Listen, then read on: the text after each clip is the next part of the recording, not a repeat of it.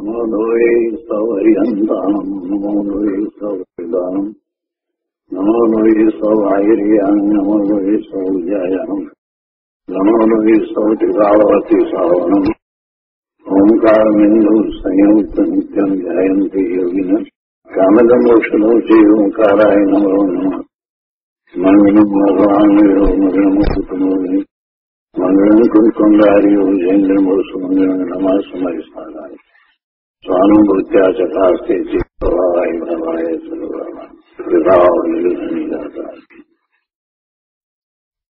નિયમસાર ભગવાન કુંકુંદાચાર્ય રચિત નિયમસાર તથા મુનિવર પદ્મ પ્રબલધારી દેવ રચિત તાત્પર્ય વૃત્તિ ટીકા એનો સ્વાધ્યાય ચાલે છે.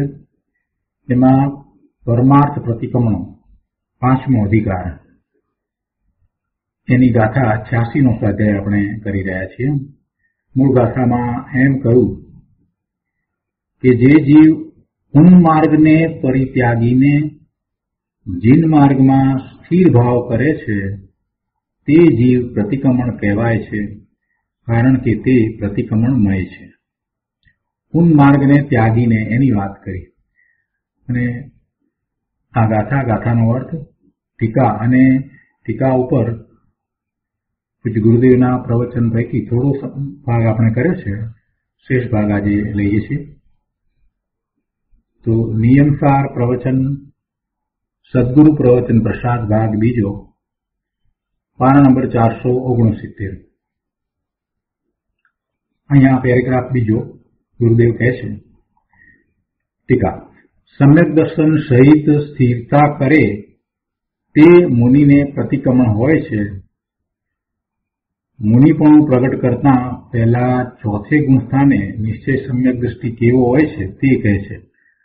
ગઈ વખતના સ્વાધ્યાયમાં આ વાત ગુરુદેવે કરી છે, એટલે એ જે 4 વાત કરી એને અહીંયા ફરીથી લીધી છે. પહેલી વાત એ છે કે ધર્મી જીવ સંસારમાં હોવા છતાં પોતાનો સ્વભાવ જ્ઞાન અને આનંદમય છે, તેમાં તેને શંકા પડે નહીં, એટલે એવો નિઃશંકિત હોય છે. નિશ્ચયથી પોતાના સ્વરૂપને વિશે એને શંકા નથી, એવો નિઃશંકિત ભાવ, એવું નિઃશંકિત અંગ સમ્યક દ્રષ્ટિને પ્રગટ થયું હોય છે. દેહ મન વાણી હું નહીં, હું તો શુદ્ધ ચૈતન્ય સ્વભાવી છું અને એમાં એને શંકા પડતી નથી. ગઈ વખતે સ્વાધ્યાયમાં અહીંયા જે ગાથાનો ભાવ હતો એ ભાવ અનુસાર ગુરુદેવે અર્થ કર્યો હતો અને એનો વિસ્તાર કર્યો હતો. ગાથામાં તો એ ભાવ હતો મૂળ ગાથા 86ની અંદર, તો કે ઉન્માર્ગને જીને, ઉન્માર્ગ એટલે અન્ય માર્ગ, મતિ કલ્પનાએ જે માર્ગ પ્રવર્તિત થઈ રહ્યો છે એ બધો ઉન્માર્ગ. જીનેશ્વર ભગવાનની વાણી સિવાય જે કંઈ માર્ગ છે તે બધો ઉન્માર્ગ છે. એટલે અપેક્ષાએ એનો અર્થ સમજાવ્યો હતો અને આજે જે અર્થ છે તે ટૂંકમાં જે નિશ્ચયથી જે અર્થ હોય એ અર્થ સમજાવ્યો છે ગુરુદેવે. તો ભલે એ સંસારમાં રહ્યો હોય છતાં પણ સમ્યક દ્રષ્ટિને શું છે, પોતે ભગવાન આત્મા જ્ઞાન સ્વરૂપ છે, બીજું કાંઈ નથી. હું શુદ્ધ ચૈતન્ય સ્વભાવી છું અને એમાં એને શંકા પડતી નથી. પોતાનો સ્વભાવ જ્ઞાન અને આનંદમય છે, એમાં એને શંકા પડતી નથી. એવું નિઃશંકિત ભાવ, શંકા રહિત ભાવની વાત કરી. પછી બીજું કહે છે, પોતાના શુદ્ધ સ્વભાવની રુચિ છોડીને વ્યવહાર રત્નત્રયની વાંછા ધર્મીને હોતી નથી. નિકાંક્ષિત ભાવ, નિકાંક્ષિત સમ્યક દર્શનનું એક અંગ. કાંક્ષા નહીં, તો કેવી કાંક્ષા નહીં? નિશ્ચયથી તો એને કેવી કાંક્ષા નથી હોતી? તો કે છે કે પોતાના શુદ્ધ સ્વભાવની રુચિ છોડીને વ્યવહાર રત્નત્રયની ઈચ્છા આકાંક્ષા, એવી કાંક્ષા ધર્મીને હોતી નથી. વ્યવહાર રત્નત્રયની વાંછા, વ્યવહાર રત્નત્રયની વાંછા એટલે શુદ્ધ ભાવથી પોતાને લાભ થાય એવી ઈચ્છા, શુભ ભાવને કારણે પુણ્યનો બંધ પડે અને સારી ગતિ મળે એવી ઈચ્છા ધર્મી સમ્યક દ્રષ્ટિને હોતી નથી. પર પદાર્થોની રુચિપૂર્વક ઈચ્છા પણ સમ્યક દ્રષ્ટિ ધર્મીને હોતી નથી.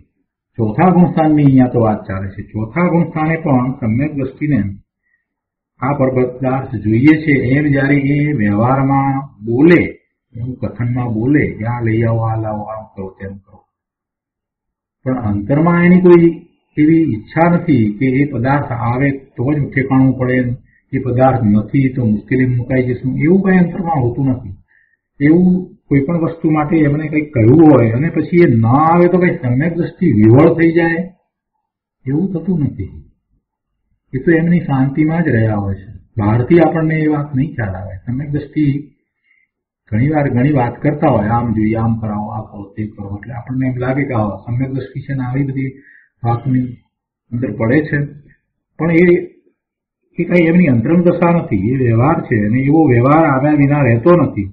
છતાંય એ વખતે પણ સમ્યક દ્રષ્ટિ પોતે ભગવાન આત્મા ત્રિકાળ શુદ્ધ છે એ વાતને ભૂલતા નથી, કેમ કે એવો અનુભવ થયો છે. એટલે જે બાહ્યમાં ઈચ્છા થઈ એ થઈ અને પછી ધારો કે એમ નથી થયું તો કઈ નહીં, એમને કઈ આર્ત ધ્યાન થતા નથી. એટલે એ ઈચ્છા કેવી છે, એમની જે ઈચ્છા છે એ ઈચ્છા કેવી છે? એ ઈચ્છા રાગ વગરની છે, એમાં કોઈ રાગ નથી, એમાં રુચિ જ નથી, તો પછી રાગ ક્યાંથી થાય? આમ જોઈએ, તેમ જોઈએ, આવું બોલતા આપણને સંભળાય. સમ્યક દ્રષ્ટિ જ્ઞાની પણ કોઈ વાર એમ બોલતા આપણને લાગે. તમે એમ કહો કે ના આ નથી, આ નહીં થાય, તો થાય નહીં, વાત પૂરી થઈ જાય. ને આપણે તો પાછો બીજો વિકલ્પ શોધવા બેસીએ કે આ નથી મળ્યું તો એમ કરો, આ લઈ આવો, આ નથી મળતું તો ગમે તેટલા પૈસા ખર્ચો પણ આ તો લઈ આવો જ.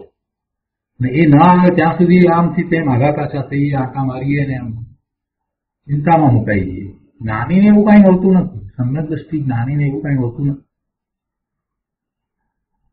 એટલે અહીંયા ગુરુદેવે એક શબ્દ મૂક્યો છે કે પર પદાર્થોની રુચિપૂર્વક ઈચ્છા હોતી નથી. બહુ સરસ વાત છે. સમ્યક દ્રષ્ટિ કેવા હોય, સમ્યક દ્રષ્ટિ સાથે રહેવાનું થયું હોય તો આ બધી વાત આપણને ખ્યાલમાં આવે કે વાત તો આમ જ છે.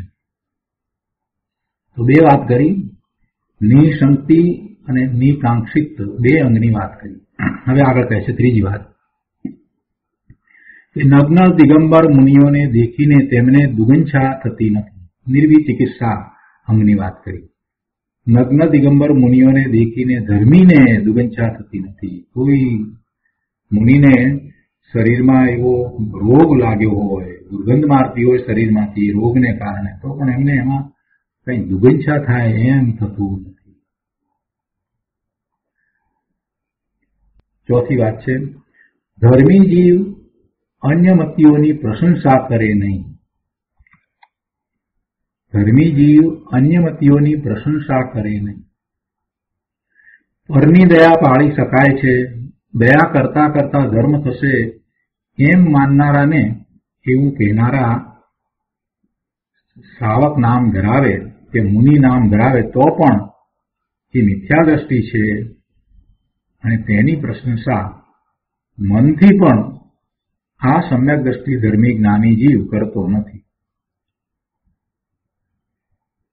કોઈનો બાહ્ય ત્યાગ હોય, એવો બાહ્યમાં વૈરાગ્ય હોય અને સારું પ્રવચન આપતા હોય, સારા વક્તા પણ હોય, સારી રીતે સમજાવતા હોય, તો આ બધું જોઈને એને એમ ન થાય કે એનો વૈરાગ્ય સારો છે અને સારું બોલે છે, એમ કરીને એની પ્રશંસા કરે, એમ બને નહીં. કેમ પ્રશંસા ના કરે? કેમ કે એમને મૂળમાં ભૂલ છે. અન્યમતી છે ને એટલે મૂળમાં ભૂલ છે. મૂળમાં કેમ ભૂલ છે? કેમ કે એ જે કંઈ શ્રદ્ધા કરે છે તે શ્રદ્ધાનો આધાર જીનેશ્વર ભગવાનની વાણી નથી. આખી વાત આ જ છે. જે પણ વાત તમને વાંચવામાં આવે, જે પણ વાત તમને સાંભળવામાં આવે, તો એનો સ્વીકાર કરતા પહેલા વિચાર કરજો કે આ વાતનું ઉદ્ગમ સ્થાન, ઉદ્ભવ સ્થાન ક્યાં છે, શું છે? એ જીનેશ્વર ભગવાનની વાણીમાંથી વાત આવી છે કે બીજી જગ્યાએથી વાત આવી છે? કોઈ પણ શાસ્ત્ર, બીજા અન્ય શાસ્ત્ર, અન્ય મતીની વાત ચાલતી હોય અને એ વાત કહેતા હોય ત્યારે એ વિચાર કરવો કે ક્યાંથી વાત આવી છે. જીનેશ્વર ભગવાનની વાણીમાંથી વાત નથી આવી તો એ અર્ધ સત્ય છે, એ સનાતન સત્ય હોઈ શકે નહીં. એ એકાંતે વાત છે, એ અનેકાંત દ્વારા કથન કહેવાયું નથી. માટે એ અધૂરી વાત છે, અર્ધ સત્ય છે. તો એવા અર્ધ સત્યને તમે સાધક દશામાં જ્યાં સુધી તમે એટલા નિપુણ નથી થયા ત્યાં સુધી એમાં જો તમે પડશો તો તમે ચૂકી જશો, સાચા ધર્મને ચૂકી જશો. અને બીજી વાત કે કદાચ તમે કમ્પેરિઝન માટે એવો અભ્યાસ કરો તો તમે એકલા અભ્યાસ કરો એ વાત જુદી છે, અને કોઈ સમૂહને સંબોધવાનું હોય તો એવા અન્યમતીના શાસ્ત્રને લઈને એવા સંબોધન કરાય જ નહીં. અન્યમતીના શાસ્ત્રને લઈને જો સંબોધન કરવામાં આવે તો એનો અર્થ એ થયો કે એ અન્યમતીના શાસ્ત્રનો તમને સ્વીકાર છે, અને તમને સ્વીકાર છે અને તમે ઈચ્છો છો કે બધા એનો સ્વીકાર કરે. તમને એનો સ્વીકાર છે અને તમે પણ એમ ઈચ્છો છો કે બધા એનો સ્વીકાર કરે, એટલે તમે સમૂહને એ શાસ્ત્રનો આધાર લઈ અને વાત સમજાવી રહ્યા છો. પ્રભુ એવું હોય નહીં, એવું હોય નહીં. એવા અન્યમતીના શાસ્ત્રો પ્રત્યે કે અન્યમતીને જે મંદ કસાયના ભાવ હોય, એના જે વૈરાગ્ય વગેરે હોય, એ ભલે સારા લાગતા હોય, તે છતાંય એને પ્રશંસવાની જરૂર નથી. જ્યાં સુધી એ જિનેશ્વર ભગવાનની આજ્ઞાને આમન્યાને સ્વીકારતા નથી ત્યાં સુધી એની પ્રશંસા હોય નહીં. ગૌતમ સ્વામી પ્રખર વેદાંતી હતા. પ્રભુ પાસે આવ્યા, મહાવીર સ્વામી ભગવાનના સમોસરણમાં જયારે આવ્યા એ પહેલા એ પ્રખર વેદાંતી હતા. એમને વ્યાકરણ, ન્યાય આ બધું ઘણું આવડતું. એમને એમાં કોઈ હરાવી ન શકે એવા એ વિદ્વાન પણ હતા. પણ જેવા પ્રભુના સમોસરણમાં આવ્યા કે પ્રભુને જોતા જ પહેલા તો માન સ્તંભને જોતા માન ઓગળી ગયું, અને પ્રભુના દર્શન થતા જ આખી વાત બદલાઈ ગઈ. અંતરમાં જ પ્રભુની આજ્ઞા આમન્યાનો સ્વીકાર થઈ ગયો અને પ્રભુના શિષ્ય થઈ ગયા. એટલે ગૌતમ ગણધરને આપણે યાદ કરીએ છીએ. એ પોતે વિદ્વાન હતા, એમની વિદ્વતાને, એમના વેદાંત સહિતના એમના 500 શિષ્યને એ બધાને આપણે નથી યાદ કરતા. આપણે તો એ મહાવીર સ્વામી ભગવાનના શિષ્ય થઈ ગયા, પ્રભુની આજ્ઞાને આમન્યામાં આવી ગયા. જૈન દર્શન તરત જ સમજાઈ ગયું, કેમ કે વિદ્વાન હતા. તર્કથી પણ અને બીજી બધી રીતે એમણે એ વાતનો સ્વીકાર કરી લીધો કે ભગવાન જે કહે છે એ જ પરમ સત્ય છે. એટલે આપણે પણ કોઈ એવા અન્યમતી વૈરાગીના સંપર્કમાં હોઈએ તો માત્ર એટલો જ ભાવ રાખો કે કદાચ એ પણ ગૌતમ સ્વામીની જેમ જિનેશ્વર ભગવાનની આજ્ઞાને આમન્યામાં આવી જશે, અને આવી જશે તો એ બહુ આગળ વધી જશે. તેની શું વાત કરવી, બહુ આગળ વધી જશે. પણ હજી જ્યાં સુધી એને એવી જિનેશ્વર ભગવાનની આજ્ઞાને આમન્યાને સ્વીકાર નથી ત્યાં સુધી એના વખાણ ન થાય, એની પ્રશંસા ન હોય, એમ અહીંયા કહેવું છે. કેમ કે એમ કરવા જશો તો તમે અજાણતા જ જૈન દર્શનના જે મુનિઓ છે, સાધુ છે, એની વિરાધના કરી રહ્યા છો. 5મી વાત ગુરુદેવ કહે છે અહીંયા કે ધર્મી જીવ મિથ્યા દ્રષ્ટિ જીવનો પરિચય પણ કરે નહીં. જો સમ્યક દ્રષ્ટિ હોય ને, એને તમે એમ કહો કે આ ફલાણા શેઠ આવે છે અથવા તો આ મોટા સાયન્ટિસ્ટ આવ્યા છે, આ બધા છે, આમ છે, તેમ છે, તો ચાલો આપણે જઈએ ને એમની સાથે હું તમારી વખાણ કરાવું વગેરે વગેરે, એને એમાં કાંઈ રસ પડે નહીં. એમાં કાંઈ રસ પડે નહીં. અમેરિકાનો પ્રેસિડેન્ટ આવ્યો હોય તો એમાં એને કાંઈ રસ પડે નહીં. મિથ્યા દ્રષ્ટિ જીવનો પરિચય પણ કરે નહીં. ધર્મી જીવ મિથ્યા દ્રષ્ટિ જીવનો પરિચય પણ કરે નહીં. ઔપચારિકતા હોય, કોઈ આવ્યો અને એમ કહે કે આ છે અમુક સંસ્થાના વડા છે ને આ રીતે કામ કરે છે વગેરે વગેરે વાત કરે, ઠીક છે, આ બરાબર છે. પણ એમાં એની ઘનિષ્ઠતા સાધે ને એનો પરિચય કરે ને કેમ છે ને શું છે ને એની જોડે સંબંધો વધારીએ ને એવો કોઈ એને વિકલ્પ આવે જ નહીં. તમને એમ થાય કે આ વ્યક્તિ જોડે સંબંધ બાંધવાથી કેટલો મોટો લાભ થાય, મેં એમને ઓળખાણ કરાવીને આ માણસ કાંઈ કરતો નથી, તમને ઘણી વાર એમ થઈ જાય. પણ એ સમ્યક દ્રષ્ટિ જીવને તમે કરેલા મૂલ્યાંકનોનું કાંઈ મૂલ્યાંકન નથી. તમને બધા વ્યવહારિક મૂલ્યાંકન હોય એટલે તમે એ બધી ગણતરી મૂકો. કે આ અમુક વ્યક્તિ સાથે સંબંધ કરવાથી આપણને ઘણો લાભ થાય, આ છે તે છે વગેરે વગેરે વગેરે. પણ સમ્યક દ્રષ્ટિ જીવને એ મિથ્યા દ્રષ્ટિ જીવ સાથે વિશેષ પરિચયમાં કોઈ લાભ દેખાતો નથી.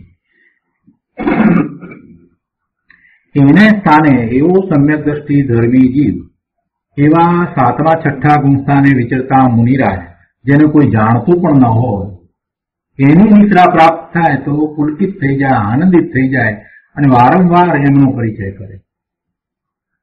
આ જ્ઞાનીની દ્રષ્ટિ હોય છે. શાંતિથી ધર્મને સમજવાની જરૂર છે પ્રભુ. બહારના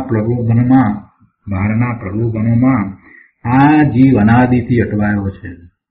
એને સાચી દ્રષ્ટિ પ્રાપ્ત થાય તો એ સમજે કે ખરેખર સોનું શું છે અને પિત્તળ શું છે. ગુરુદેવ કહે છે કે ધર્મી જીવ મિથ્યા દ્રષ્ટિ જીવનો પરિચય પણ કરે નહીં, તેમજ તેની મહિમાના વચનો બોલે નહીં. સર્વજ્ઞદેવ કહે છે કે દરેકનો આત્મા સિદ્ધ સમાન છે. જો એનો તિરસ્કાર એ ન કરે, એને ભગવાન આત્મા તરીકે જ જુએ કે બીજા આત્મા છે એવી રીતે એ પણ એક ભગવાન આત્મા છે, ત્યારે દિનેશ્વર ભગવાનની આજ્ઞાને અમન્યામાં આવશે ત્યારે એને ખ્યાલ આવશે કે પોતે કોણ છે. અને એ ખ્યાલ આવતા એનો પણ એવો પુરુષાર્થ એક દિવસ તો ઉપડશે જ. એટલે બધા આત્મા સિદ્ધ સમાન છે.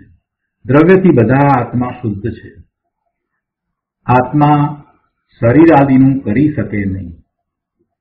પોતે ત્રિકાળ શુદ્ધ છે, પોતે મહાસમર્થ છે, તે છતાંય એનું સામર્થ્ય એના ક્ષેત્ર સુધી સીમિત છે. આત્માનું સામર્થ્ય પોતાના ક્ષેત્ર સુધી સીમિત છે. આત્માનું ક્ષેત્ર કેટલું? અસંખ્ય પ્રદેશી જે એનું ક્ષેત્ર છે તે જ ક્ષેત્ર સુધી એની બધી શક્તિઓનું સામર્થ્ય છે. એની કોઈ પણ શક્તિનું સામર્થ્ય પર સુધી પહોંચતું નથી. પરમાં એ કાંઈ કરી શકતો નથી. જે શરીર સાથે રહ્યો છે એ આત્મા એ શરીરનું પણ કાંઈ કરી શકતો નથી. વળી બીજી વાત પણ આગળ લીધી છે કે પુણ્યથી ધર્મ થાય નહીં, છતાં જે જીવો પુણ્યથી ધર્મ મનાવે, પોતે માનતા હોય અને મનાવે, બીજાને પણ એવી રોકણા કરતા હોય, વ્યવહારથી નિશ્ચય પ્રગટે એમ માનતા હોય, નિમિત્તથી ઉપાદાનમાં કાર્ય થાય એમ માનતા હોય. નિમિત્ત માત્ર નિમિત્ત છે, કાંઈ કરતું નથી. ઉપાદાન કારણ છે તે જ સાચું કારણ છે અને ઉપાદાન કારણથી જ કાર્ય થાય છે એવી માન્યતાના બદલે ઊંધી માન્યતા, નિમિત્તથી ઉપાદાનમાં કાર્ય થાય એમ માને અને મનાવે, તો એ બધા જીવો, એવી માન્યતાવાળા કોઈ પણ જીવ એ મિથ્યા દ્રષ્ટિ છે. જો મિથ્યા દ્રષ્ટિ કહીએ એટલે એમાં કંઈ ખોટું લગાડવા જેવું નથી. દ્રષ્ટિ એટલે એમની શ્રદ્ધા. એમની શ્રદ્ધા મિથ્યા છે એટલે મિથ્યા દ્રષ્ટિ. જેમની શ્રદ્ધા ખોટી છે એ મિથ્યા દ્રષ્ટિ છે. શ્રદ્ધામાં ભૂલ છે. શ્રદ્ધામાં ભૂલ એટલા માટે છે કે જ્ઞાન નથી, અને જ્ઞાન એટલા માટે નથી કે એને એવો વિચાર વિકલ્પ આવ્યો જ નથી કે પોતે જ્ઞાન સ્વરૂપ ભગવાન આત્મા છે અને કેમ કરીને પોતાના સ્વરૂપનું જ્ઞાન કરે. જો માહિતીરૂપ જ્ઞાનને જ્ઞાન કહેતા નથી, આ દ્રવ્યશ્રુતના અભ્યાસને જ્ઞાન કહેતા નથી. જ્ઞાન તો પોતાના આત્માનું જ્ઞાન, એને જ્ઞાન કહેવાય. અને આત્માનું જ્ઞાન થાય છે તો સાચી શ્રદ્ધા થાય છે. આત્માનું જ્ઞાન થતા પોતાના સ્વરૂપની સાચી શ્રદ્ધા થાય છે. એટલે એવી પોતાના સ્વરૂપની જેને સાચી શ્રદ્ધા નથી અને અન્ય પ્રકારે શ્રદ્ધા છે, એના વ્યવહાર પણ અપેક્ષાથી એમ કહેવાય કે સાચા નથી. અઘરું પડે પણ વાત તો એમ જ છે. શાસ્ત્ર એમ જ કહે છે કે મિથ્યા દ્રષ્ટિનો વ્યવહાર છે એ સાચો નથી, એ વ્યવહાર પણ ખોટો છે. એટલે એ જે કંઈ માન્યતા કરે, જે કંઈ ભણાવે, જે બધું કરતા હોય એ પોતાની મતિ કલ્પનાએ જો કરે તો ખોટું છે. પણ દિનેશ્વર ભગવાનની આજ્ઞાને આમન્યાને માથે ચડાવીને એ પ્રમાણે એ જ વાત કરે તો બરાબર છે, એમાં કોઈને વાંધો નથી. ભલે મિથ્યા દ્રષ્ટિ રહ્યા તો પણ, કેમ કે એ પોતાની વાત નથી કરતા, એ દિનેશ્વર ભગવાનની વાણીમાંથી પરંપરાએ આવેલા સત્યની વાત કરે છે. એ ઊંધી વાત નહીં કરે કે નિમિત્તથી ઉપાદાનમાં કાર્ય થાય. જો એને દિનેશ્વર ભગવાનની વાણી પ્રત્યે આદર છે અને પોતે એમાં પ્રયત્ન કરી રહ્યા છે, હજી સમ્યક દર્શન નથી થયું, સમ્યક દર્શનની સન્મુખતા વર્તે છે, તો પણ એને વાતમાં એવી વાત નહીં આવે કે નિમિત્તથી ઉપાદાનમાં કાર્ય થાય, પુણ્યથી ધર્મ થાય, એવી વાત તો આવશે જ નહીં. એટલે એને બાજુ પર મૂકી અને જેની માન્યતા ઊંધી છે, પછી એને ગમે તેટલો વૈરાગ્ય હોય છતાં પણ જો માન્યતા ઊંધી છે, શ્રદ્ધા ખોટી છે, તો એવા ને મિથ્યા દ્રષ્ટિ કયા છે, અને એ મિથ્યા દ્રષ્ટિની પ્રશંસા હોય નહીં. ગુરુદેવ કહે છે કે તેની વચનથી પણ પ્રશંસા કરો નહીં. એમ પણ નહીં કહો, ભાઈ તમે તો બહુ વૈરાગી છો, તમે પડીમાધારી છો, ચોખ્ખા વ્રત પાળો છો, બ્રહ્મચર્ય સારું પાળો છો, એમ તેના ગુણ નામ ગાય નહીં. કોણ? સમ્યક દ્રષ્ટિ. કેમ કે પેલાની પ્રરૂપણા ઊંધી છે, માન્યતા ઊંધી છે, શ્રદ્ધા ખોટી છે, એવું એ મિથ્યા દ્રષ્ટિ છે. ઊંધી પ્રરૂપણા કરનાર બ્રહ્મચારી હોય કે મુનિ હોય કે પડીમાધારી હોય, પણ તે બધા ખોટા છે. તેમની દ્રષ્ટિ એટલે શ્રદ્ધા ખોટી હોવાથી તે મુનિ કે વ્રતધારી ખરેખર નથી. એટલે ખરેખર એમને મુનિ કે વ્રતધારી કહેવાય નહીં. જો મિથ્યા દ્રષ્ટિ હોય તો એને ખરેખર બાહ્ય આચારને કારણે પડીમાધારી કે મુનિ કહેવાય નહીં. ભગવાન વિતરાગ સર્વજ્ઞદેવના શ્રીમુખેથી નીકળેલી વાણી અને તેમાંથી ગણધર ભગવાને મુહૂર્તમાં, અંતર્મુહૂર્તમાં 14 પૂર્વ અને 12 અંગની રચના કરી. તેની પરંપરાએ કુંકુંદાચાર્ય આદિએ શાસ્ત્રની રચના કરી અને આ ટીકાકાર પદ્મપ્રમલધારી દેવ અને બીજા એવા મહાપુરુષોએ એ વાતને સ્પષ્ટ કરી દીધી છે. કઈ વાતને સ્પષ્ટ કરી દીધી છે?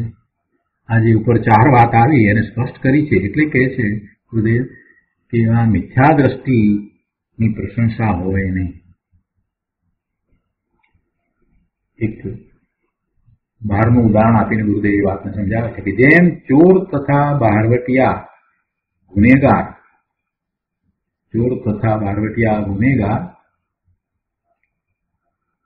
એ ગુનેગાર જ છે, અપરાધી જ છે, તેમ ચૈતન્ય સ્વભાવથી વિરુદ્ધ પ્રરૂપણા કરનાર જીવો દોષી છે, અપરાધી છે, ગુનેગાર છે. કારણ કે ભગવાન કહે છે તેમ તેઓ માનતા નથી. દિનેશ્વર ભગવાને જેમ કહ્યું એને એમણે સ્વીકાર્યું નહીં. ચૈતન્ય સ્વભાવથી વિરુદ્ધ પ્રરૂપણા કરી એટલે ભગવાનની આજ્ઞાથી વિરુદ્ધ વર્ત્યા, અને એવું વર્તનારા એ દોષી છે. દિનેશ્વર ભગવાનની વાણીમાં તો એમ આવ્યું કે આત્મા શરીરનું કરી શકે નહીં, તેને હલાવી ચલાવી શકે નહીં. આત્મા વાણી કરી શકે નહીં, વાણી કાઢી શકે નહીં. વાણી છે તે પૂતગળની પર્યાય છે.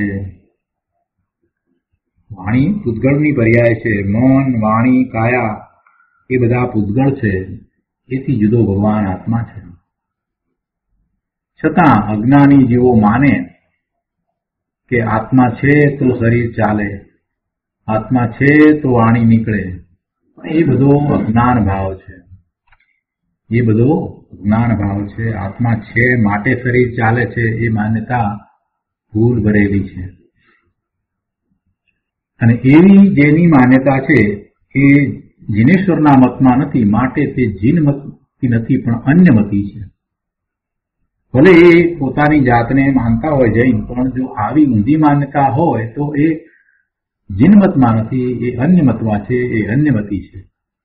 તેવાની મનથી અથવા વચનથી પ્રશંસા કરવાનો નિષેધ છે.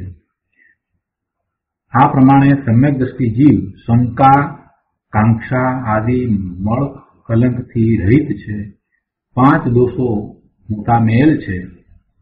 આજે અત્યારે વર્ણન કરવામાં આવ્યું એ બધાની વાત કરતા કહે છે કે એનાથી વિપરીત વર્તે છે જે માન્યતા હોવી જોઈએ એનાથી, તો એ દોષ સહિત છે. અને એ 5 ને મોટા દોષ કહે છે. 5 દોષો મોટા મેલ છે. ધર્મી જીવ એ દોષોથી રહિત છે. હવે આગળ કહે છે ધર્મી જીવ કેવા છે. સમ્યક દર્શન સહિત વિતરાગી મુનિની વાત અહીંયા તો કરવી છે. એટલે કહે છે કે વળી તે ધર્મી જીવ કેવો છે. બુદ્ધ, વેદાંત વગેરે વસ્તુનું સ્વરૂપ એકાંત ક્ષણિક અથવા એકાંત કુટસ્થ કહે છે. ભારતમાં 6 બીજા આસ્તિક દર્શન છે અને એમાં એક વાત આપણને લાગે કે બરાબર છે, પણ એ એકાંત છે. બીજું બધું ઘણું બધું અસત્ય છે. જે વાત સાચી છે એ પણ એમણે એકાંતે લીધી છે. તો એવા નૈયાયિક, બુદ્ધ, વેદાંત વગેરે જે દર્શનો જે છે એ બધા વસ્તુ સ્વરૂપને એકાંત ક્ષણિક કહે છે અથવા તો એકાંત કુટસ્થ કહે છે. આપણે અત્યારે એની ચર્ચા નથી કરવી, ઘણી વાર એની વાત આવી ગઈ છે. બધા થઈને એક આત્મા કહે છે, બધા થઈને એક આત્મા કહે છે.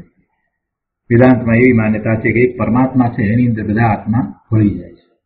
મુક્ત થાય એટલે બધા એમાં ભળી જાય છે, એવી એક માન્યતા છે. ઈશ્વર જગતનો કર્તા છે.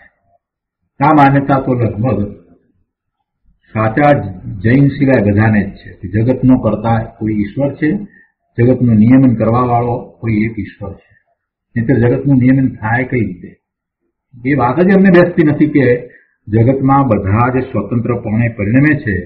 જળ પણ જડેશ્વર છે, એનામાં પણ એની પોતાની શક્તિ છે અને એનું પરિણમન એના પોતાના કારણે થાય છે. એનું પણ નિયમન કરવાની બીજાને જરૂર નથી. પણ આ વાત તો જે સાચો જૈન છે એ જ સમજે છે. એટલે બધાને એમ લાગે છે કે આ જગત ને એનું પરિણમન આ બધું કેવી રીતે હોય, એટલે એનું નિયમન કરનાર કોઈ છે. એટલે જેવો જગતનો કરનારો અને એનું નિયમન કરનારો કોઈ ઈશ્વર છે. જગત જેણે બનાવ્યું એવું જગત કરતા પણ છે અને એનું નિયમન કરવા વાળો પણ છે. એટલે ત્યાં બ્રહ્મા, વિષ્ણુ, મહેશ એવી બધી કલ્પના કરવામાં આવી છે. એ જગતનો કરતા અથવા નિયમન કરવા વાળો એવી જે માન્યતા છે એ ભૂલ ભરેલી માન્યતા છે. એ કંઈ સાચો માર્ગ નથી. એ માર્ગ આભાસ રૂપ છે. એ માર્ગનો આભાસ છે, એ માર્ગ નથી. એ વિપરીત માર્ગ છે. ધર્મી જીવ તેની શ્રદ્ધા કરતો નથી. નાની ધર્મી સમ્યક દ્રષ્ટિ જીવ એની શ્રદ્ધા કરતો નથી, એને માનતો નથી, એને સ્વીકારતો નથી. તે ધર્મી જીવની મુનિ દશા કેવી હોય તેની હવે અહીંયા વાત કરી છે. આવો જ સમ્યક દ્રષ્ટિ ધર્મી જીવ જ્યારે મુનિ થાય, નિર્ગ્રંથ મુનિ થાય છે તો એની કેવી દશા હોય એની વાત કરી છે. સમ્યક દર્શન સહિત વિતરાગી મુનિ કેવા છે એની વાત કરી છે. અને વ્યવહારે એટલે બાહ્યમાં એમને 28 મૂળ ગુણ સહિત ચારિત્ર હોય છે, 5 મહાવ્રત હોય છે. વ્યવહારે 5 મહાવ્રતનું પાલન કરે છે અને તેને અહિંસા મહાવ્રત એટલે 6 કાયના જીવને મારવાનો વિકલ્પ પણ હોતો નથી. અસત્ય વચનો બોલે નહીં, ચોરી કરે નહીં, બ્રહ્મચર્યનું પાલન કરે અને પરિગ્રહમાં વસ્ત્રનો એક ટુકડો પણ રાખે નહીં. 5 મહાવ્રત ચોખ્ખા પાડે. જો આ વ્યવહારે કેવા હોય એની વાત કરી છે. મુનિનો વ્યવહાર અહીંયા બતાવ્યો છે. 5 મહાવ્રત ચોખ્ખા પાડે, 5 સમિતિનું પાલન કરે. કઈ સમિતિ છે એની વાત આપણે અગાઉ આવી ગઈ છે. એ સમિતિની વાત અહીંયા લીધી છે. શું આવે સમિતિમાં એની વાત લીધી છે. જોઈને ચાલે, વિચારીને બોલે, નિર્દોષ આહાર એક વખત લે, પુસ્તક આદિ લેવા મૂકવામાં ધ્યાન રાખે, મળમૂત્ર આદિ જીવ રહિત સ્થાનમાં. આ 5 સમિતિ આવી ગઈ. 3 ગુપ્તિની વાત કરી છે. મન ગુપ્તિ, વચન ગુપ્તિ, કાય ગુપ્તિ. 3 ગુપ્તિનું પાલન કરે. સ્પર્શેન્દ્રિય, રસેન્દ્રિય, ઘ્રાણેન્દ્રિય, ચક્ષુન્દ્રિય, શ્રોત્ર ઇન્દ્રિયના વિષયનો નિષેધ કરે તથા 6 આવશ્યક સામાયિક, સ્તુતિ, વંદન, પ્રતિક્રમણ, કાયોત્સર્ગ અને પ્રત્યાખ્યાન એવા 6 આવશ્યકનું પાલન કરે. આ મુનિનો વ્યવહાર છે. 28 મૂળ ગુણ સ્વરૂપ વિતરાગ સર્વજ્ઞ દેવના માર્ગમાં પોતાના પરિણામ સ્થિર કરે છે. અહીંયા ઇત્યાદિ કહ્યું એટલે એમાં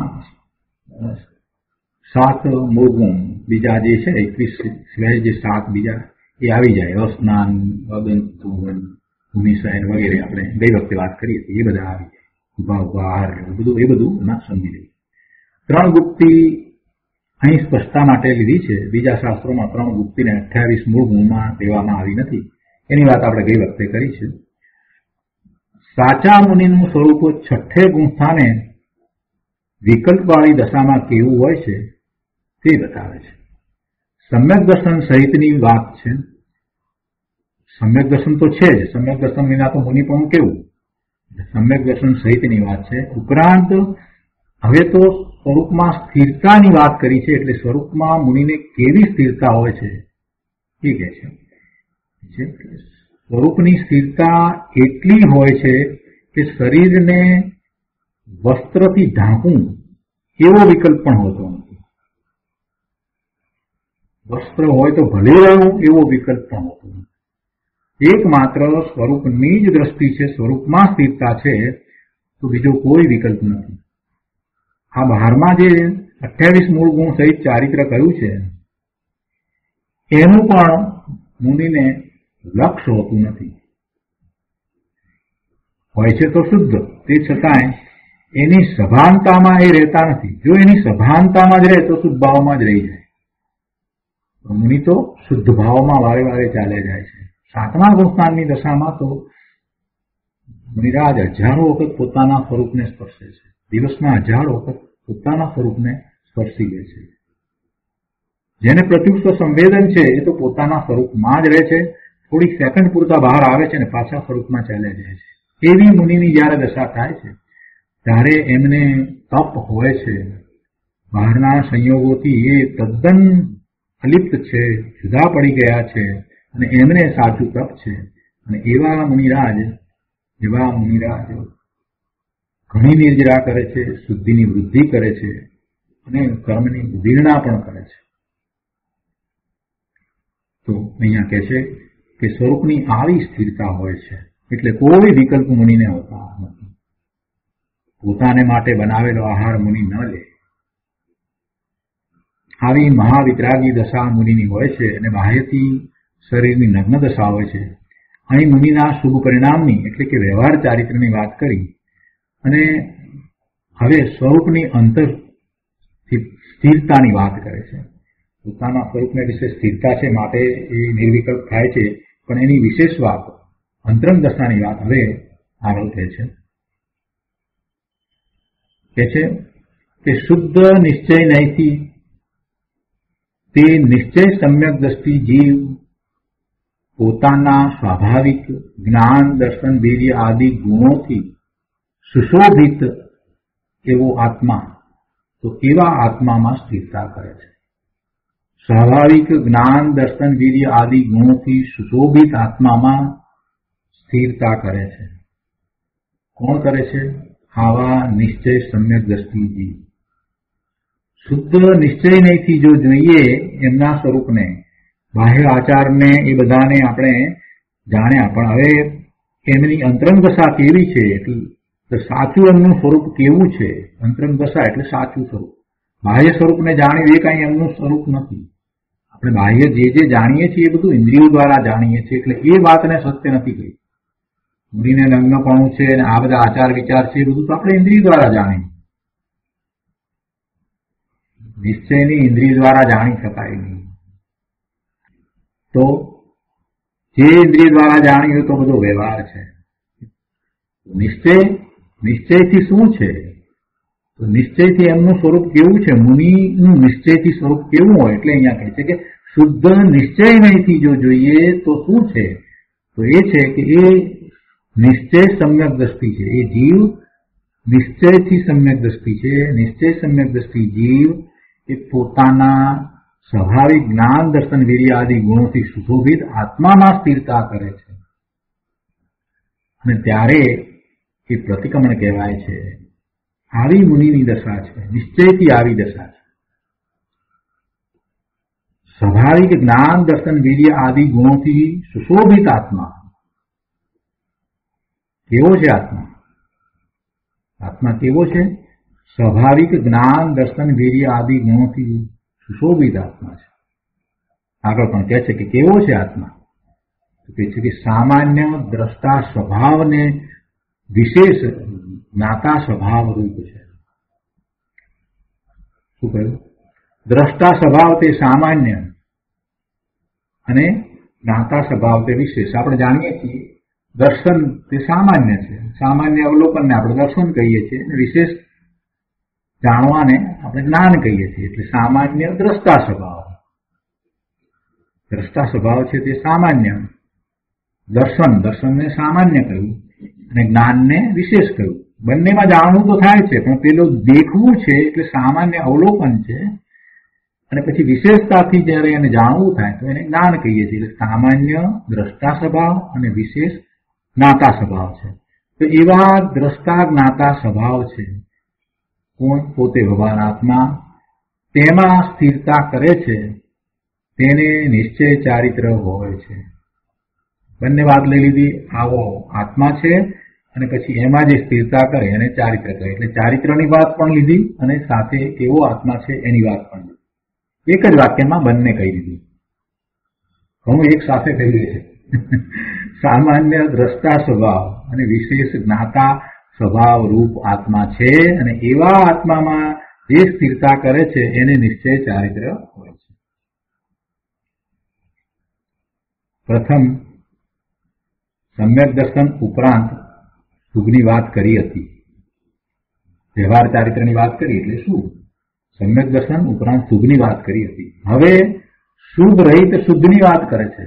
નિશ્ચયની વાત ચાલે છે ને, નિશ્ચયથી કેવું સ્વરૂપ છે એની વાત છે. એટલે 28 મૂળ ગુણનું પાલન તે શુભ રાગ છે. એટલે પહેલા એ વ્યવહારની બધી વાત કરી. નિશ્ચય સહિત છે. નિશ્ચય સહિત છે એટલે સમ્યક દર્શન સહિત છે, શુદ્ધામાં એમ છે, અને સાથે આ બધો જે ભાવ હતો એ શુભ ભાવ છે. તો એની પહેલા વાત કરીને હવે શુદ્ધની વાત કરે છે. એટલે 28 મૂળ ગુણનું પાલન એ તો શુભ રાગ છે.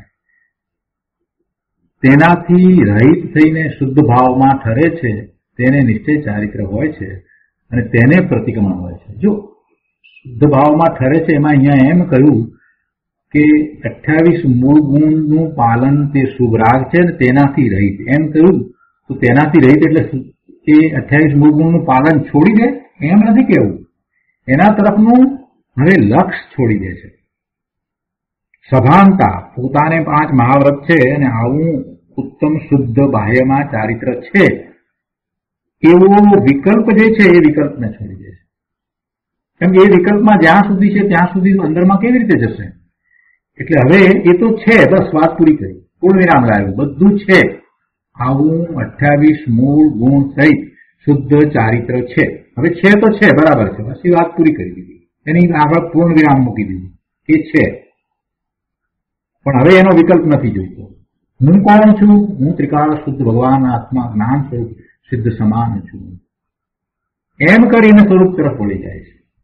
એટલે આ જે કહ્યું ને એનાથી રહિત થઈને, એટલે એમાં કહેવાનો આશય ગુરુદેવનો એવો છે કે એ વિકલ્પને છોડીને જે છે એ છે અને એનો વિકલ્પ છૂટી જાય છે. કેમ વિકલ્પ છૂટી જાય છે? કે શ્રદ્ધામાં એનાથી પોતે જુદા ભિન્ન છે એવો અનુભવ વર્તે છે. શ્રદ્ધામાં સાચી સમ્યક શ્રદ્ધામાં એ વાત નિશ્ચિત છે કે એ બધાથી પોતે જુદા છે. કેમ કે બાહ્ય ચારિત્ર છે એમાં તો અપેક્ષા શરીરની રહી છે, અને એવા શરીરની અપેક્ષા સહિતના જે શુદ્ધ ચારિત્ર છે એનાથી હું જુદો છું, હું ભગવાન આત્મા જુદો છું. એટલે એનો વિકલ્પ છોડીને એ શુદ્ધ ભાવમાં ઠરે છે, અને એને નિશ્ચય ચારિત્ર. અને એ નિશ્ચય ચારિત્રવંત મુનિરાજ છે તે જ પ્રતિક્રમણ છે. એ પ્રતિક્રમ્યા છે સર્વ વિભાવ ભાવથી. સર્વ ભાવ એટલે શુભ ભાવ પણ એમાં આવી ગયો. પોતાનું જે ચારિત્ર બાહ્યમાં છે એના તરફનો જે વિકલ્પ એવો શુભ ભાવ, એનાથી પણ એ પાછા ફરીને સ્વરૂપમાં સ્થિરતા કરે છે, ઠરે છે. તો એ પ્રતિક્રમ્યા છે, એ જ પ્રતિક્રમણ છે. સમ્યક દર્શન વિના સાચું પ્રતિક્રમણ અને ચારિત્ર હોતું નથી. સમ્યક દર્શન વિના સાચું પ્રતિક્રમણ પણ નહીં ને સાચું ચારિત્ર પણ હોતું નથી. ધર્મી જીવને આત્માના સાચા ભાન સહિત ઊંધી માન્યતાનો ત્યાગ અને મિથ્યાત્વનું પ્રતિક્રમણ છે, અને સ્વભાવમાં લીનતા કરતા અવ્રતનો ત્યાગ અને અવ્રતનું પ્રતિક્રમણ છે. બધું એક સાથે અહીંયા ગુરુદેવે કહી દીધું, સમાલોચના કરી દીધી. ધર્મી જીવને, જ્ઞાની જીવને, સમ્યક દ્રષ્ટિ જીવને, સાચી શ્રદ્ધાવાળા જીવને, જેને સ્વાનુભૂતિ થઈ છે એને આત્માના સાચા ભાન સહિત, આત્માનું સાચું ભાન છે તેથી ઊંધી માન્યતાનો ત્યાગ છે. જો કોઈ પરપદાર્થ વસ્તુનો ત્યાગની વાત નથી કરી, ઊંધી માન્યતાનો ત્યાગ. પરપદાર્થનો ત્યાગ એ કરી શકતો નથી. કોઈ પદાર્થ એને ગ્રહ્યા નથી તો પછી ત્યાગે ક્યાંથી? એટલે જે ગ્રહ્યું છે તે શું છે? ઊંધી માન્યતા. શું ગ્રહ્યું છે? આ જીવે અનાદિનું શું ગ્રહ્યું છે? ઊંધી માન્યતાને ગ્રહીને રહ્યો છે. ઊંધી માન્યતાનો જ ત્યાગ કરવાનો છે, મિથ્યાત્વનો ત્યાગ કરવાનો છે, ખોટી માન્યતાનો ત્યાગ કરવાનો છે. આપણી માન્યતા ખોટી છે કે સાચી છે એ તમે નક્કી કેવી રીતે કરો? દરેક જીવ એમ કે છે, દરેક વ્યક્તિ એમ કે છે કે પોતાની માન્યતા સાચી છે. હવે નક્કી કેવી રીતે કરવું? નક્કી કરવાનો એકમાત્ર રસ્તો છે કે જિનેશ્વર ભગવાનની આજ્ઞામાં અને આમન્યામાં રહીએ તો એ નિર્ણય થઈ જાય. એટલે જિનેશ્વર ભગવાનની વાણીમાંથી આવેલા પરમ સત્યને જ સાંભળવું, વિચારવું, એના ઉપર આગળ વધવું અને પછી નિર્ણય કરવો કે પોતાની માન્યતા સાચી છે કે ખોટી છે. બીજી કોઈ રીત નથી. સાચું અને ખોટું એ નિર્ણય કોણ કરશે, કેવી રીતે કરશે? તો નિર્ણય એને પોતે જ કરવાનો છે. કોઈના કહેવાથી એને માનવાની જરૂર નથી. જિનેશ્વર ભગવાનની વાણીમાંથી જે પરમ સત્ય પ્રકાશ્યું છે, જે આ આગમમાં છે, એ સત્યની સાથે પોતાની માન્યતા જે છે એની તુલના કરવાની છે કે શું છે, પોતાની માન્યતામાં શું છે, પ્રભુએ કહેલી વાત છે એમાં શું છે, એની સાથે મેળવવા જશે એટલે ખબર પડી જશે કે પોતાની માન્યતા સાચી છે કે ખોટી છે. અને જો સાચો જીવ છે, સારો એવો જીવ છે કે જેને સત્ય જોઈએ છે, તો એ જરૂરથી પોતાની ઊંધી માન્યતાને છોડી દેશે. એ ઊંધી માન્યતાને જરૂર છોડશે. પછી એમાં એ જસ્ટિફિકેશન નહીં આપે કે ના આમ તો અમારી માન્યતા આમ તો આમ છે, આમ તો આમ છે. એમ નહીં. સાચી માન્યતાનો સ્વીકાર કરવો હોય તો પછી ઊંધી માન્યતાને છોડવી જ જોઈએ. અહીંયા કહે છે કે ધર્મી જીવને આત્માના સાચા ભાન સહિત ઊંધી માન્યતાનો ત્યાગ છે અને મિથ્યાત્વનું પ્રતિક્રમણ છે. આ ઊંધી માન્યતાનો ત્યાગ થયો, જે સમયે ઊંધી માન્યતાનો ત્યાગ થયો અને સ્વરૂપ તરફ વળ્યો છે તો પ્રતિક્રમ્યો છે, અને સ્વરૂપમાં જાય છે, સ્વરૂપનો અનુભવ કરે છે તો એને સાચું પ્રતિક્રમણ થઈ જાય છે. એટલે એને મિથ્યાત્વનું પ્રતિક્રમણ છે. અને સ્વભાવમાં હવે જયારે પ્રતિક્રમણ થયું છે, સ્વરૂપ તરફ વળ્યો છે, તો સ્વભાવમાં હવે લીનતા કરે છે.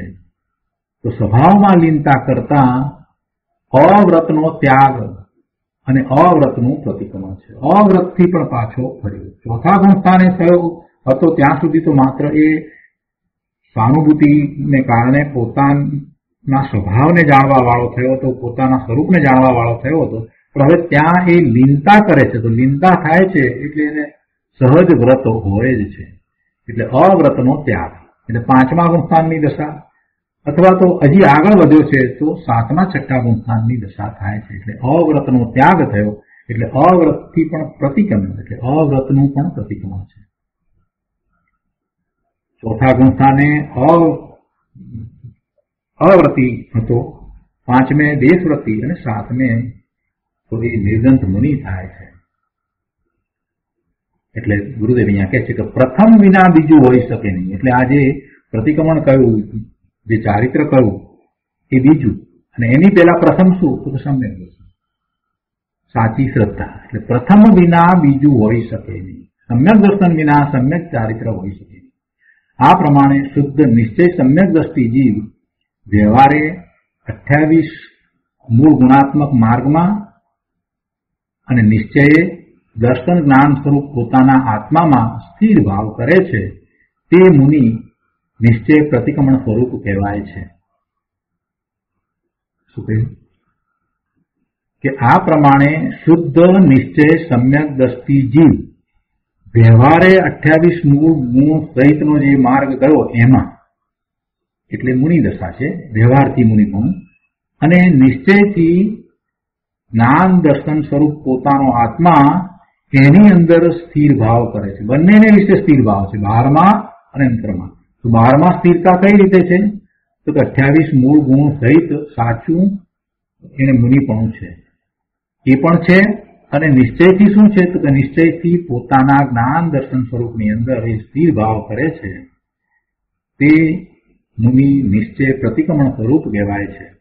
છઠ્ઠે ગુણસ્થાને જેટલી વિતરાગતા છે તેટલું નિશ્ચય પ્રતિક્રમણ છે. તો અહીંયા સ્પષ્ટતા કરી, કેમ કે સાતમે તો પોતે નિર્વિકલ્પ ધ્યાનમાં છે, છઠ્ઠે નિર્વિકલ્પ ધ્યાનમાં નથી, તો પછી એમને કેવી રીતે પ્રતિક્રમણ છે?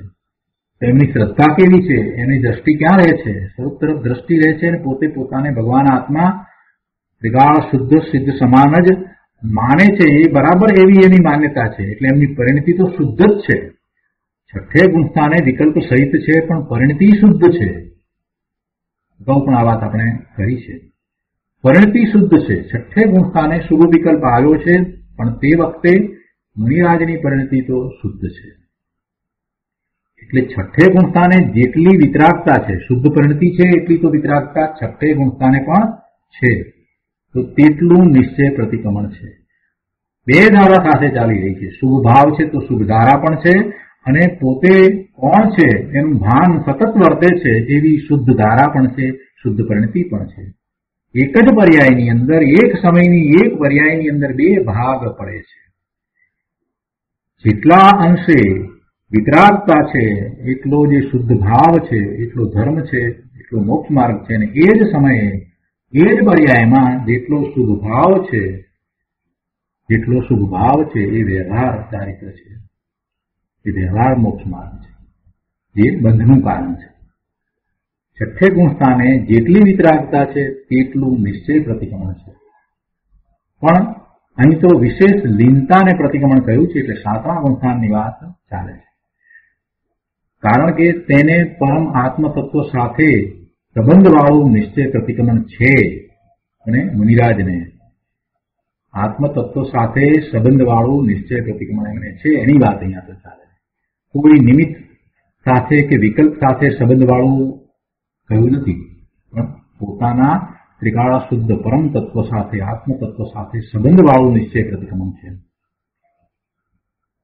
નિમિત્ત, વ્યવહાર, પર્યાય વગેરેને ગૌણ કરી ત્રિકાળ શુદ્ધ સ્વભાવમાં લીનતા કરી તે સાચું પ્રતિક્રમણ છે. પોતે આ વ્યવહારને, નિમિત્તને બધાને ગૌણ કરી, તો એનો અભાવ નથી કરી નાખતો, છે જ નહીં એમ નહીં, એ બધું છે, ભલે રહ્યું, એ બાજુ પર રાખ્યું, એને ગૌણ કર્યું અને ત્રિકાળ શુદ્ધ સ્વભાવમાં લીનતા કરી, એટલે સાચું પ્રતિક્રમણ થયું. એને જ સાચું પ્રતિક્રમણ થયું. અને એમ કરનારો જે છે જીવ, એ જ પ્રતિક્રમણ છે, એ પાછો ફર્યો છે. પ્રતિક્રમ્યો છે તો કોણ? એ જ પાછો ફર્યો છે, એ જ પ્રતિક્રમ્યો છે, એ જ પ્રતિક્રમણ છે. તેથી જ તે તપોધન, તપોધન એટલે તપરૂપી ધન જેને પ્રાપ્ત થયું છે તે તપોધન છે. તેથી જ તે તપોધન અર્થાત તપરૂપી લક્ષ્મીનો સ્વામી એવા એ મુનિરાજની વાત છે. તો કે છે કે એવા એ મુનિ સદા શુદ્ધ છે, સદા શુદ્ધ છે, સદા નિરપરાધ છે. અગાઉ એ ગાથામાં વાત આવી ગઈ, સદા નિરપરાધ છે. રાધ અને અપરાધની વાત ત્યાં કરીને એમાં એ વાત આવી. આચાર ને અનાચારની વાત કરી, ત્યાં પણ એ વાત આવી. તેમને બીજો કોઈ આચાર એના સિવાય હોતો નથી. એકમાત્ર આચાર પોતાના સ્વરૂપમાં રહેવું, એ જ આચાર છે, બીજું બધું અનાચાર છે. એટલે ત્યાં પણ એ વાત આવી. અને રાધ અને અપરાધમાં પણ એ વાત આવી કે એમને રાધ શું છે? પોતાના સ્વરૂપને વિશે રહેવું, એ જ રાધ છે. એ સિવાય અન્ય બધું અપરાધ છે, અપગત રાધ છે. અગાઉ એ ગાથામાં આપણે સ્વાધ્યાય કર્યો છે. એ છે કે પ્રથમ વસ્તુ સ્વરૂપની ઓળખાણ કરવી જોઈએ, અને તે બતાવનાર આત્મ પુરુષની ઓળખાણ વિના સમ્યક દર્શન થાય નહીં. જો ગુરુદેવે ક્રમ બતાવ્યો છે, આટલી બધી વાત કર્યા પછીથી ગુરુદેવ જે સામે જીવો બેઠા છે, જેમને અનેક પ્રશ્નો છે કે હવે કેમ કરીને આગળ વધીએ, કેમ કરીને આગળ વધીએ, એ બધાને માટે અહીંયા બતાવ્યો છે માર્ગ. એમણે કઈ રીતે આગળ વધવું કહે છે કે પ્રથમ વસ્તુ સ્વરૂપની ઓળખાણ કરવી જોઈએ, તે બતાવનાર આપ્ત પુરુષની ઓળખાણ વિના સમ્યક દર્શન થાય નહીં. સમ્યક દર્શન વિના ચારિત્ર થાય નહીં. સમ્યક દર્શન વિના ચારિત્ર થાય નહીં, અને ચારિત્ર વિના કેવળ જ્ઞાન થાય નહીં. ચારિત્ર વિના કેવળ જ્ઞાન થાય નહીં. બિચારા ભોળા જીવોને ખબર નથી હોતી, એટલે ઘણી વાર એમ બોલે છે, બધી વાત કરે છે સમજાવે. મરુદેવી માતાના હાથીના ઉદા ઉપર બેઠા બેઠા કેવળ જ્ઞાન થઈ ગયું, મરુદેવી માતાએ મોક્ષના દ્વાર ખોલ્યા ના, એ બધું બિચારા સમજ્યા ના હોય, ભોળા જીવો છે, કાંઈ વસ્તુની ખબર ના મળે, ગમે તેમ વાત કરે. એટલે બાળકો અમેરિકા ગયા ન હોય ને અમેરિકા વિશે જાત જાતની વાતો કરે, એના જેવું છે પ્રભુ. એટલે એ બધી વાત જે છે નાનપણમાં આપણે બાળક હોઈએ ત્યારે સાંભળી હોય તો એને હવે છોડી દેવાની. એ બધી વાતને છોડી દેવાની અને ધર્મના શાસ્ત્રોનો અભ્યાસ કરવો જોઈએ. અને એ પણ એવા ગુરુની નિશ્રામાં કરવો જોઈએ કે જેમણે આ તત્વને સમજાવ્યું. આપણને તો બે મહાગુરુ મળી ગયા, કૃપાળુદેવ શ્રીમદ રાજચંદ્રજી અને પૂજ્ય ગુરુદેવ કાનજી સ્વામી, કે જેમણે આ બધું તત્વ સમજાવ્યું છે. આપણી ભાષામાં સમજાવ્યું, ગુજરાતીમાં સમજાવ્યું છે. એટલે એ આપણી નિશ્રા છે. ભલે એ પ્રત્યક્ષ અત્યારે નથી, પણ એમની વાણી એવી છે કે પ્રત્યક્ષ જેવી જ છે. એ પ્રત્યક્ષ છે. એમના પ્રવચનો છે, ગુરુદેવના પ્રવચનો છે, એ પ્રત્યક્ષ જ છે. અહીંયા કહે છે કે પ્રથમ વસ્તુ સ્વરૂપની ઓળખાણ કરવી જોઈએ. દ્રવ્યસ્વરૂપ દ્વારા કેવું વસ્તુ સ્વરૂપ છે તેને બરાબર જાણવું જોઈએ. 6 દ્રવ્ય, 9 તત્વો અને આત્માનું સ્વરૂપ એને બરાબર જાણવું જોઈએ. તે બતાવનાર આપ્ત પુરુષની ઓળખાણ વિના સમ્યક દર્શન થાય નહીં. એ જે બરાબર સમજાવે છે એવા જ્ઞાની સમ્યકદર્શી ભવ્ય જીવો એ માર્ગે ચાલ્યા છે એવો એમને અનુભવ છે. એમની નિશ્રા વિના સમ્યક દર્શન થાય નહીં. સમ્યક દર્શન વિના ચારિત્ર થાય નહીં. અને ચારિત્ર વિના કેવળ જ્ઞાન થાય નહીં. કેવળ જ્ઞાન વિના મુક્તિ પામે નહીં. માટે જેમ છે તેમ યથાર્થ જ્ઞાન કરવું જોઈએ. આ પુરુષાર્થની રીત બતાવી. હવે અહીંયા મુનિરાજ પદ્મબ્રહ્મલધારી દેવે આધારનો શ્લોક લીધો છે. પ્રવચનસાર ની અમૃતચંદ્રાચાર્ય દેવ તત્વ દીપિકા નામની ટીકામાંથી 15મો શ્લોક અહીંયા આધારના શ્લોક તરીકે લીધો છે. ઇત્યેવં ચરણમ પુરાણ પુરુષૈર પુષ્ટમ વિશિષ્ટાદરૈ ઉત્સર્ગાદપ વાતચ્ચ વિચરદ્વહી પૃથગમ ભૂમિકા આક્રમ્ય ક્રમતો નિવૃત્તિમ તુલામ કૃત્વા યતિ સર્વતસ ચિત સામાન્ય વિશેષ ભાષિની નિજ દ્રવ્યે કરોતુ સ્થિતિની. પ્રવચનસારમાં અમૃતચંદ્રાચાર્ય ભગવાને જે ટીકા લખી છે એમાં આ 15મો કળશ છે. એનો અર્થ છે કે એ પ્રમાણે વિશિષ્ટ આદરવાળા પુરાણ પુરુષોએ સેવેલું ઉત્સર્ગ અને અપવાદ દ્વારા ઘણી પૃથક પૃથક ભૂમિકાઓમાં વ્યાપતું જે ચારિત્ર તેને યતિ પ્રાપ્ત કરીને ક્રમશઃ અતુલ નિવૃત્તિ કરીને ચૈતન્ય સામાન્ય અને ચૈતન્ય વિશેષ રૂપ જેનો પ્રકાશ છે એવા નિજ દ્રવ્યમાં સર્વત સ્થિતિ કરો. ગુરુદેવે એને સમજાવે છે કે છે કે આ પ્રમાણે પોતાના સ્વરૂપમાં સાવધાની રાખવાવાળા પુરુષોએ એ પ્રમાણે વિશિષ્ટ આદરવાળા પુરાણ પુરુષોએ સેવેલું એટલે એ આપ્ત પુરુષોએ સેવેલું એવું જે ચારિત્ર છે એની વાત લીધી છે. તો કે એ સેવેલું ઉત્સર્ગ અને અપવાદ દ્વારા ઘણી પૃથક પૃથક ભૂમિકાઓમાં વ્યાપતું. તો ઉત્સર્ગ અને અપવાદ શું છે એ ગુરુદેવે અહીંયા સમજાવ્યું છે. એ જે ચારિત્ર છે એમાં પૃથક પૃથક જુદી જુદી ભૂમિકાઓમાં એ વ્યાપે છે એમ કહ્યું. તેમાં ઉત્સર્ગ અને અપવાદ દ્વારા, ઉત્સર્ગ જે છે તે સાચો માર્ગ છે ને અપવાદ માર્ગ એટલે વ્યવહાર. તો એ વાત અહીંયા ગુરુદેવે સમજાવી છે કે આ પ્રમાણે પોતાના સ્વરૂપમાં સાવધાની રાખવાવાળા પુરુષોએ ઉત્સર્ગ અને અપવાદ દ્વારા ચારિત્ર સેવ્યું છે.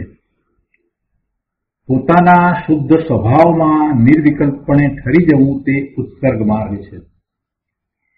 પોતાના શુદ્ધ સ્વભાવમાં નિર્વિકલ્પણે ઠરી જવું તે ઉત્સર્ગ માર્ગ છે. અને તેવી રીતે ઠરી ન શકે ત્યારે 28 મૂળ ગુણોનું પાલન કરે, ઉપદેશ આપે, ઉપદેશ સાંભળે, સ્તુતિ કરે, શાસ્ત્રો રચે, એ બધો અપવાદ માર્ગ છે. એટલે વ્યવહારને અપવાદ માર્ગ કહે. નિશ્ચય છે તે ઉત્સર્ગ માર્ગ છે. સ્વભાવમાં ઠરી ન શકે ત્યારે જે પ્રકારનો સુગ્રાગ થવા યોગ્ય હોય તે થાય અને જુદા જુદા નિમિત્તો ઉપર લક્ષ્ય પણ જાય. એટલે એ બંનેને અહીંયા મૂળ ગાથાની અંદર કહેવામાં આવ્યા. મૂળ ગાથાની અંદર કઈ રીતે વાત કરી કે એ પ્રમાણે વિશિષ્ટ આદરવાળા પુરાણ પુરુષોએ સેવેલું ઉત્સર્ગ અને અપવાદ દ્વારા ઘણી પૃથક પૃથક ભૂમિકાઓમાં વ્યાપતું જે ચારિત્ર, આ રીતે પૃથક પૃથક ભૂમિકામાં વ્યાપે છે. નિશ્ચય અને વ્યવહાર બે જાતની ભૂમિકામાં વ્યાપતું ચારિત્ર છે. એટલે આચાર્ય ભગવાન, અમૃતચંદ્રાચાર્ય ભગવાન શું કહેવા માંગે છે કે નિશ્ચયની સાથે આવું ચારિત્ર, વ્યવહાર ચારિત્ર પણ હોય છે. એટલે બંને એમ બે ભૂમિકામાં વ્યાપે છે, પણ છતાંય એ બંને જુદા છે. ઉત્સર્ગ પણ છે અને અપવાદ પણ છે.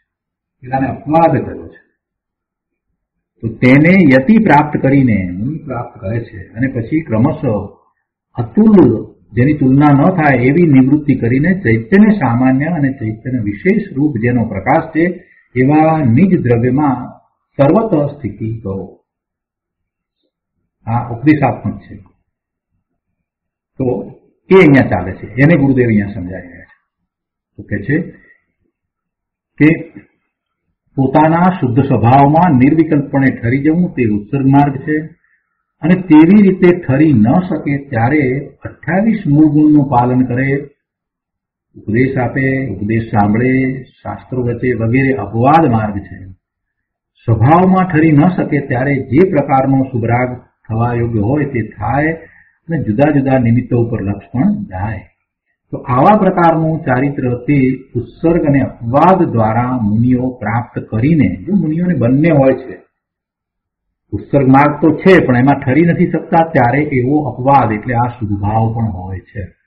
તો એને મુનિઓ પ્રાપ્ત કરીને ક્રમશઃ 28 મૂળ ગુણના પાલન આદિના શુભરાગથી અત્યંત નિવૃત્તિ કરીને, જો એનાથી નિવૃત્તિ કરીને એટલે એનું લક્ષ છોડીને ચૈતન્ય સામાન્ય અને વિશેષ રૂપ પ્રકાશવાળા પોતાના આત્મામાં નિર્વિકલ્પપણે સ્થિતિ કરો. એટલે સ્વરૂપમાં એવા ઠરી જાઓ કે 28 મૂળ ગુણનો વિકલ્પ જ ઉઠે નહીં. સ્પષ્ટ કરી છે, અહીંયા બહુ સ્પષ્ટ કર્યું. આમ શુભ રાગનો નિષેધ કરાવ્યો. ચારિત્ર તે સાક્ષાત ધર્મ છે, ચારિત્રથી મુક્તિ થાય છે. વળી નિજ દ્રવ્ય કેવું છે? નિજ દ્રવ્ય કેવું છે? એ કઈ પુણ્યવાળું છે? પુણ્યવાળું નથી ને કર્મવાળું પણ નથી. પુણ્યવાળું, કર્મવાળું કે 28 મૂળ ગુણના પાલનવાળું એવું નિજ દ્રવ્ય નથી કરવું, પણ ચૈતન્ય પ્રકાશવાળું કરવું છે. પોતે ચૈતન્ય ભગવાન આત્મા છે એવું પોતાનું દ્રવ્ય છે, અને એમાં ઠરતા એવો જ પોતાને અનુભવ થાય છે. એ રૂપ પોતે થઈ જાય છે. તો એવા પોતાના સ્વરૂપમાં સર્વત સ્થિતિ કરવાથી કેવળ જ્ઞાન પ્રગટ થાય છે. જે અંદરમાં છે તે પૂર્ણપણે પ્રગટ થાય છે. તો આ રીતે આ આધારનો શ્લોક પણ અહીંયા પૂરો થાય છે, અને આ રીતે 86મી ગાથા આપણે પૂરી કરીએ છીએ. હવે 86મી ગાથાની ટીકા પૂર્ણ કરતા મુનિરાજ પદ્મપ્રભમલધારી દેવ એક શ્લોક કહે છે, કળશ 115. એ આપણે આવતી વખતે લઈશું. આજનો સ્વાધ્યાય અહીંયા સુધી રાખીએ છીએ. 10 લક્ષણ ધર્મની વાત આજે હવે વધારે નથી લેતા. આવતા સ્વાધ્યાયમાં બાકી રહેલા ધર્મની વાત પણ લઈશું, ક્ષમાવાણી વગેરેની વાત પણ લઈશું. હવે સુખધામ બોલીએ. સુખધામ અનંત સુસંત ચરી દિન રાત રહે તદ ધ્યાનમહી પ્રકાંતિ અનંત સુધામય જે પ્રણમુ પદતે વરતે જયતે પ્રણમુ પદતે વરતે જયતે